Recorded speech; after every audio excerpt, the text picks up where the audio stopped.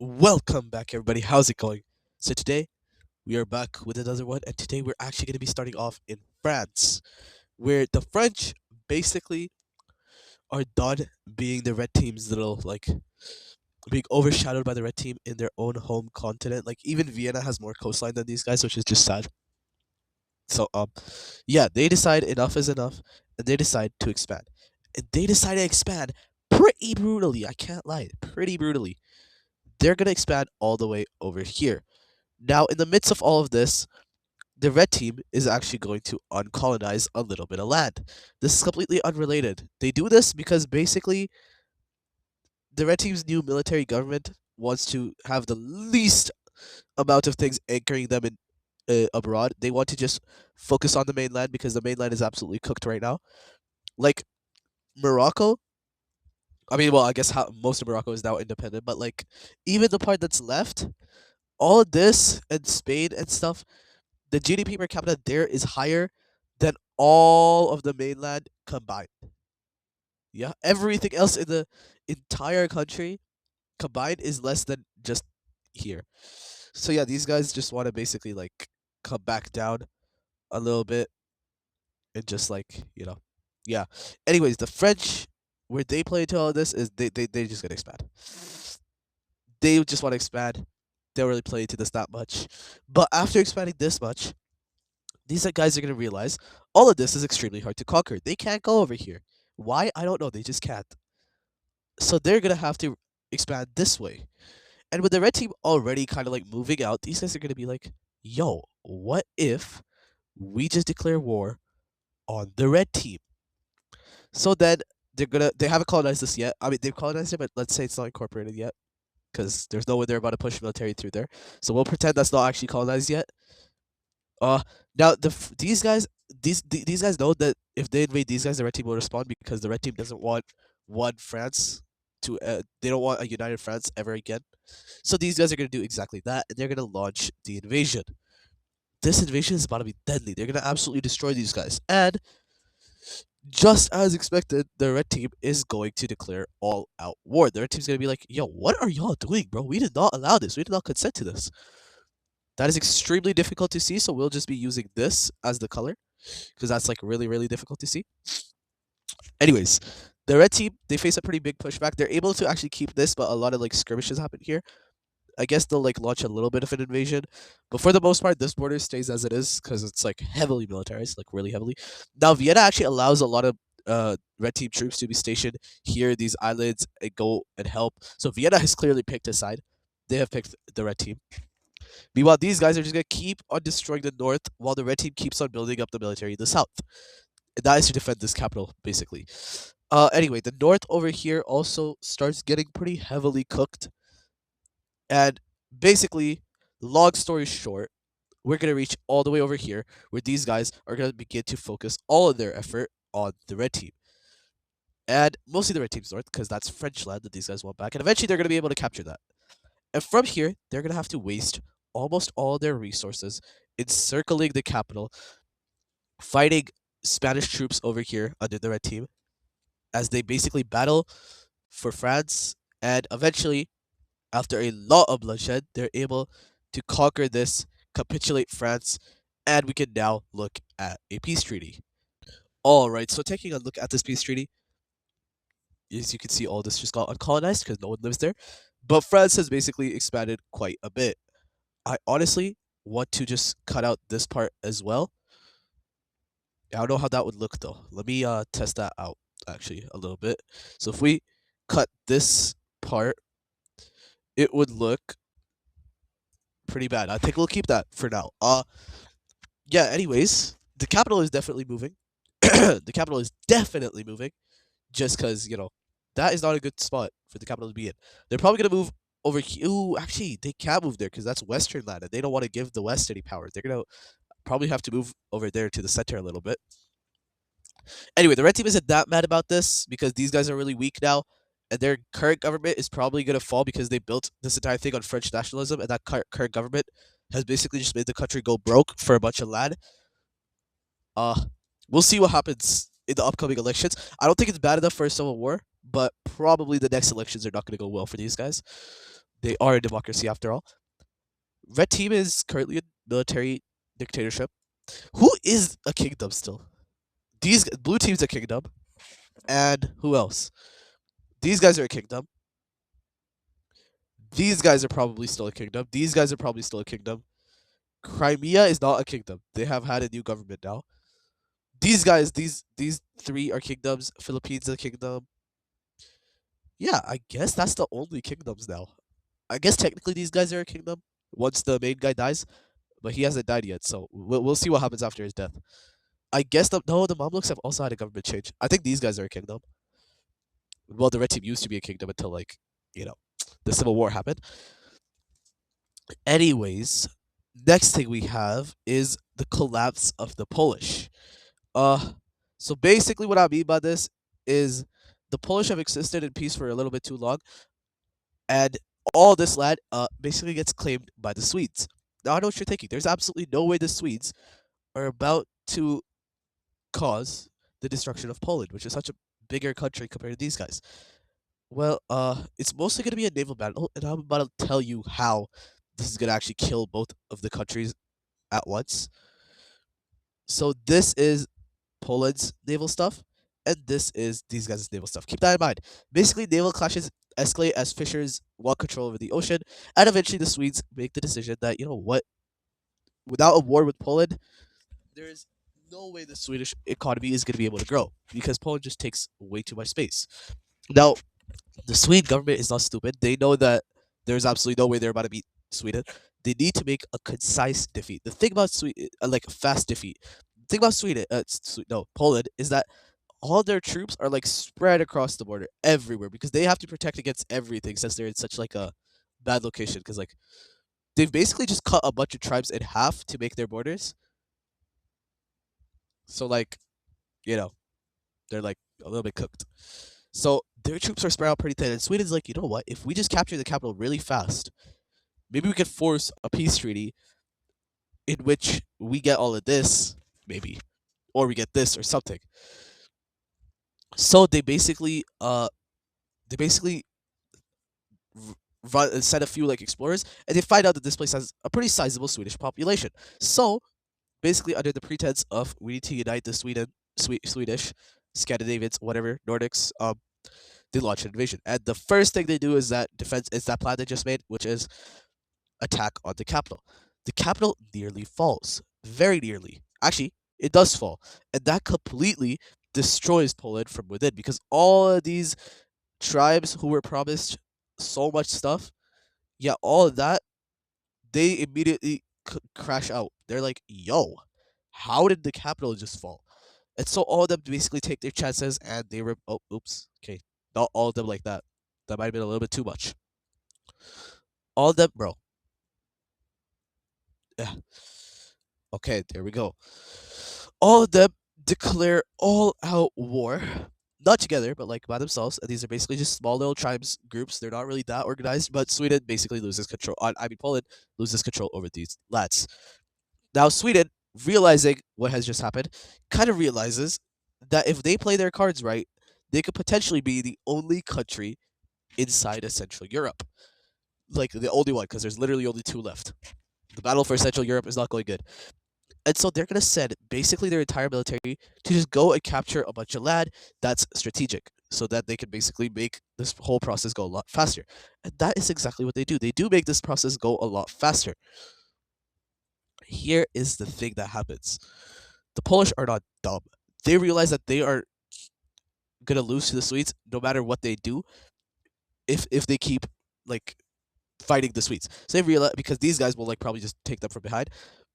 So they decide to focus on these guys. And because these guys are just small militias, they're able to eventually, after basically pouring half the economy into it, they're about to kill these. They finally kill these guys. And they're forced to take so many loans from Crimea to fund this war that the economy is like, you remember how bad the Red Team economy was? What was that? At its lowest, it was like 500 billion or something. The Polish economy is officially at $4 billion. $4 billion.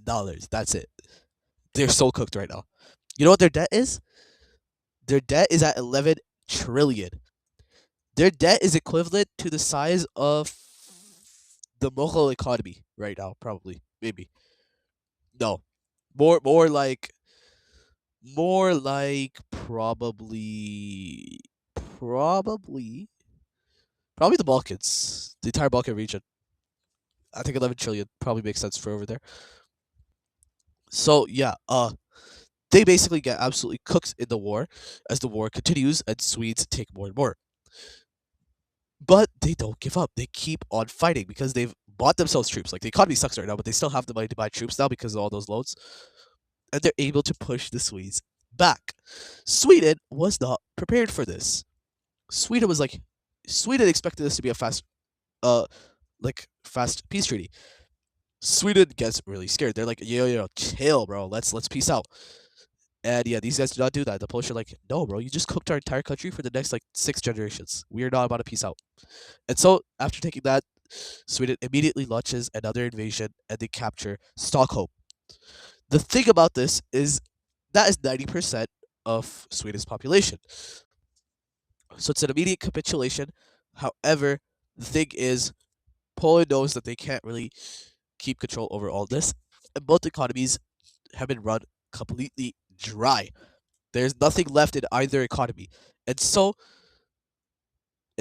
basically, Poland is forced to decolonize all of this. They loot the capital a little bit. They give everyone a Polish citizenship. They basically tell them come live in Poland, and yeah, that is the end of Sweden. Now here is because I said both of these guys are gonna be dead right now. So here is where the story is gonna lead to Poland stop existing, and that is basically uh I'm gonna tell the story while redrawing all of this. Basically, a lot of people, while this is happening, the French thing is also happening, and France is emerging as a stronger player every episode right now. Like every episode, people in Europe are gaining more and more faith in France. So a lot of people actually start immigrating down to Vienna and to France, and to the Balkans and all this. And Poland is eventually left with just not enough of a population to sustain all of that growth and all those loans they took, which basically leads to them not really having the money to like continue to fight incursions in these border regions, which leads to their capitulation. And eventually, after protests break out, the king eventually like dies from old age, and his son is just not able to keep control of the country, and his son realizes that these guys are cooked, and he basically just leaves to go retire, and he marries into the French like government now. So he basically just moves there. The entire royal family from here moves and just goes to retire in like Normandy or something. This thing is left in chaos because no one is the successor anymore. Some military generals try to take possession, but realistically, everyone knows this is cooked, and most people just start leaving unless they are like they actually belong to this land. They're not like immigrants. They didn't come from like down here and settled it. They like actually were always there. Those guys stay, but like everyone else, they just go back because their investments did not pay off, and that leads to just the economy stuff, all the immigration stuff, like all of that just gets too much, and Poland finally collapses. The map looks so much cleaner now. I can't even lie. Look at this. It looks so clean. There is literally nothing here. Europe is clean, clean slate again. Finally, because like I've been waiting for that. Anyways, next up, the Caspians. Actually, before that, next up, Crimeans. Yeah. Uh, the Crimeans are basically, bro. The Crimeans are basically going to expand a little bit, just a little, not that much. Now they want to expand over here. They're not going to get allowed to though, obviously, because why would the red team allow that? But they are going to expand over here, which they are going to be allowed to. Well, I mean, no one's really stopping them. Like the red team, I guess, would have stopped them over here, but like definitely not over there. Crimea is still very contested, so they're not going to expand it there probably. But they also expanded here. The reason for all this expansion is because the Crimeans have kind of realized that this small amount of land is not really possible to continue to maintain the empire that they have. And so they basically want that greater Crimea where they get all of this. And I can't lie, it is a very like peculiar like thing. They are gonna expand and capture all of this land, but this is definitely going to set some like Big events in motion. I can't lie. And also, since we've done that, I think we could like make that dot for the alliance probably a little bit bigger. Yeah, that's I think pretty much it for Crimea. They just expanded a little bit. Um, I know a little bit like not that big of a deal, but like it's a big deal to me. I think they expanded a little bit more. Basically, what I'm trying to get at with this is Crimea has been too small for too long, and basically they have now began to expand, and they're more of that Black Sea Republic thing that they were trying to be, where they control the entire Black Sea. They're definitely going to go to war with the red team soon over all of this stuff. Like there is no way that they're not about to let that like happen. But yeah, I think actually we could probably undo that one because that one looks really bad. I think both of these ones we can undo because they look really bad. But all of this, actually, even that one looks really bad. This one maybe just a little bit will expand over here. So yeah, they expand a little bit on these things, but yeah, not that much stuff. Mostly we will, I think, probably I think their goal now is just to retake Istanbul and then take either the Suez or I forgot what is it, Madrid? No, it is not Madrid. It starts with an M. I forgot its name, but they want that straight as well. And I guess they would want this, but I don't think anyone really right now can afford a war with the blue team, especially over this, or even over this. Like over anything really, it would genuinely just destroy them. Like the blue team is not about to let anything in Africa and Asia, like anything over here. The blue team is not going to let go easily. Even over here, it's not going to let go easily. Even in Australia, it's not going to let go easily. But you know what? We haven't had in a while? A New Zealand conference. So I think we'll do that at the end of the day, or at the end of the video. Next thing we have Crimean expansion. Ah, yes, two wars are going to be happening. Firstly, I really want to create some new countries here. I can't lie. Not yet, but like soon. Anyways, uh,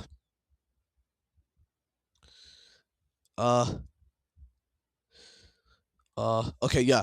So these guys are gonna go two wars. Firstly over here, then over here. But firstly, let's go with these guys. So these guys are basically at like the brink of destruction, anyways. So Caspia is basically just gonna get involved to finally end these guys of their misery. These two have been competitors since the start of the series, basically. And I think it's finally time. Like I don't know what else these guys could do. It's a little bit like too late for them, if I'm being honest. Like these guys are cooked, like cooked. And I think finally now is the time when Crimea will finally take that moment to just unite the kingdom, bro. Because like this all used to be the one like kingdom, and then if you remember, everyone broke apart. But it's finally time to reunite the kingdom under one banner, and that is gonna probably be the Caspian banner. They're gonna expand. They're gonna capture this. Yup. That capital's falling. Doesn't really matter because the biggest city is no longer the capital. With how much these guys have expanded, the biggest cities are probably like over here now. Uh, yeah, Caspia is just basically just gonna like not even really have a fight. They're just gonna expand because no one lives in these regions anymore. These are mostly historical regions now. Obviously there's gonna be some pushback, but not really a lot. Only the royal family really cares about the. Oh yeah, these guys are a kingdom too. I forgot about that. Anyway, they're gonna care a little bit. Not really. Uh, most people have probably left.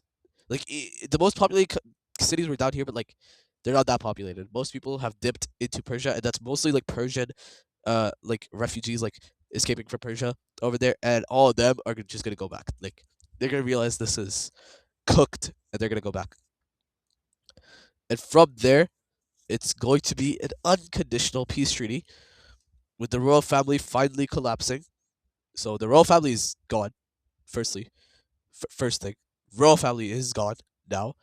But secondly, Caspia is expanding severely. They're gonna take that. I think we can actually get rid of. Oh wait. Uh, I don't know if they're gonna take that. They're probably gonna. They're probably not gonna take that actually. I think we could get rid of this giant like chunk of land. I don't think anyone's gonna take that really, if I'm being honest. I think Statistat is probably gonna grab a little bit of land just because like they are right now really cooked and they need that land. So they're definitely gonna expand a little bit. But yeah, Caspia, definitely at its max now. Definitely cannot expand any more into this land. I guess maybe they could like go a little bit like this. I guess we could expand them a little bit more, just a little bit. But yeah, I think that is definitely it.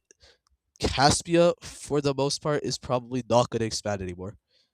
Probably. We never know when civilization restarts. We honestly never know. Like when this country first was created, I thought they were gonna cook Caspia, but like turn of tables, events have changed. What? I don't know what I'm yapping about, but like, yeah, Caspia won. I didn't think Caspia was gonna win this war in the long run. I thought it was gonna be Statistan or the Green guys.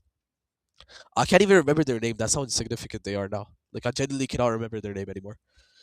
Uh, yeah, I'm gonna be honest. I don't think they really have like the stuff to still keep themselves alive. I think they might actually just like decolonize as well. We will see. We will see. Let me see how the map actually looks with them just being white. I can't lie, that does not look that bad. If I'm being honest, that does not look that bad. I think at the end of the day, what's probably gonna happen is I'm probably just gonna have to reinstate this, give all this to these guys, because that is probably the most realistic thing, I guess. These guys are gonna capture that. Actually, you know what? Nah, nah, nah, nah, nah, nah. I don't know what I'm doing. I'm keeping these guys. I'm giving this to these guys, because that's realistic. The Green guys deserve to stay, bro. The Green guys should not be killed off yet. Their capital is probably gonna get moved though. But yeah, this is definitely a huge setback for the Green guys, and I think everyone in the Caspian region, like these three countries, are kind of now realizing that they need to have that coastline if they want to continue to survive and continue to be meaningful. So we'll see. With Caspia, I don't think they're gonna do anything that much related to that, just because they already have a pretty big like coastline thing. Speaking of coastline, they are actually going to expand a little bit more. They're gonna expand to actually finally connect with their allies, just cause, guys, just cause. Let's see. That is Caspian. That is Caspian. That is Caspian. I don't know about that. I'm gonna be honest. I don't know about that. I don't think I want this to be Caspian. I think I like how it like goes into Caspia like that. I think I like it. I think I'm gonna keep it like that. Uh, but all of this is definitely Caspian now. Caspia reigns supreme in this like mini series event things. Caspia has probably come out on top. Forgot they were a part of the alliance. Forgot they were a part of Crimea's alliance. I guess they are pretty similar to Crimea, aren't they? They just need that maritime empire now, which I think they will probably get soon. Uh, Probably, realistically speaking, they are okay. We might have to get rid of this. It just looks really bad right now. We're gonna have to annex that into Crimea. I mean into Caspia. Oh, by the way, in Caspia, in this entire alliance, everyone can move freely across those borders. By the way, just in case anybody was wondering, think we might actually have to annex that as well, just so this doesn't look like a straight line. Okay. Anyways, I think before we move on to the last thing, it's important to mention Caspia is definitely about to like do something. I don't know what they're gonna do, but they have to do something to get open water access. Yeah, I think Georgia's economy is probably gonna start to collapse a little bit because these guys, the borders are locked. Borders are locked. Who like this economy was built on the fact that people wanted to go like this, but who wants to go like this anymore, bro? There's nothing. There's nothing to be sold anymore here. So these guys are probably just now living off of these guys' money, and these guys are living off of these guys' money, as well as these guys' money. So we'll see what happens over there. Anyways, last war of the episode. The Balkans. These two are just gonna have a little bit of a clash, a little bit of a squabble. I'm not really gonna call it a war. It's just gonna set some events in motion. Um, they're gonna invade over here and over here, and these guys are gonna take that. That's gonna be a surprise attack, and it's basically gonna get pushed back almost immediately. And these guys are just gonna respond by taking over that. But these guys are gonna respond by just continuing the push over here. And that is going to basically be the end of it because we have run out of time, and I want to do that New Zealand conference. Now, the New Zealand conference this time is actually just going to be a routine conference because there's nothing big happening in the world. I guess to follow Shanghai, but definitely not yet. I think the lack of New Zealand conferences is very symbolic to how the world is not really talking to each other anymore. They are not you. There's a lot more war. Like before, there was a lot more civil wars. Now there's a lot more wars. But yeah, New Zealand conference is called because there hasn't been one in a while. These guys are discussed. This is discussed, and the state of Europe is discussed, and everyone is invited except these guys, Shanghai. These guys. Uh, um, Red Team. Actually, no, Red Team is probably gonna be there now. Yeah, I think that's it. Just Shanghai and these guys. So yeah, with that I hope you guys enjoyed that New Zealand conference is called. The points they discuss are basically that they need to do something that these guys need to like be very careful and not to like invade anybody. Yeah. And they discuss that Shanghai is probably near collapse now. And everybody kind of like gets ready to have to fight a really long elongated war after all this becomes smaller states that cause a lot of chaos, like it did in Saigon. And it did in Japan. But yeah, with that, I hope you guys did end up enjoying. Make sure to hit that like button, hit that subscribe button. I'll see you in the next one. Goodbye.